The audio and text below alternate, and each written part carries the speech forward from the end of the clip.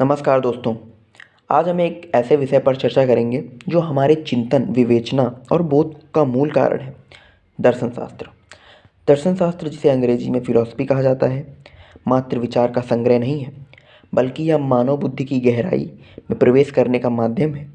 यह प्रश्न करता है, हम कौन हैं, हमारा अस्तित्व क्या है और यह ब्रह्मांड क्यों और कैसे अस्तित्व में है। संस्कृत में दर्शन का अर्थ है देखना, परंतु यह साधारण दृष्टि से परे आध्यात्मिक और बौद्धिक दृष्टि की बात करता है। दर्शन शास्त्र केवल उत्तर खोजने का प्रयास नहीं है, यह सही प्रश्न पूछने की कला भी है। हमारे प्राचीन ग्रंथों में दर्शन शास्त्र को 6 प्रमुख प्रणालियों में वर्गीकृत किया गया है: सांख्य, योग, न्याय, वैशेषिक, मीमांसा और वेदांत। ये प्रणालियाँ जीवन के विविध पहलुओं को गहराई से समझने का प्रयास करती हैं। दर्शन शास्त्र का मूल उद्देश्य सत्य की खोज, परंतु यहाँ सत्य एक स्थिर तत्व नहीं है।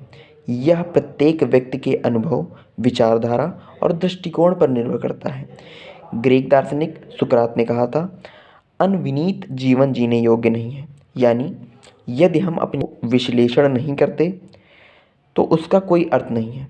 भारतीय दार्शनिक परंपरा में अद्वैत वेदांत यह कहता है कि ब्रह्मा और आत्मा एक ही हैं। यह विचार हमारी चेतना को उस विराट सत्य से जोड़ता है जिसे हम अलग अलग नामों से पुकारते हैं।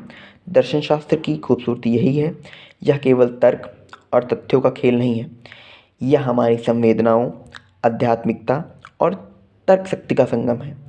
यह हमें सिखाता है कि प्रश्न करना महत्वपूर्ण है, क्योंकि हर उत्तर के पीछे एक और प्रश्न छिपा होता है। तो उत्तर क्या है?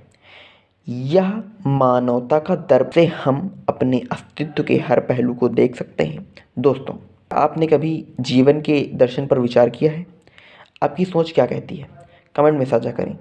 धन्यवाद और अगली बार फिर मिलेंगे एक और गहन चर्चा के साथ।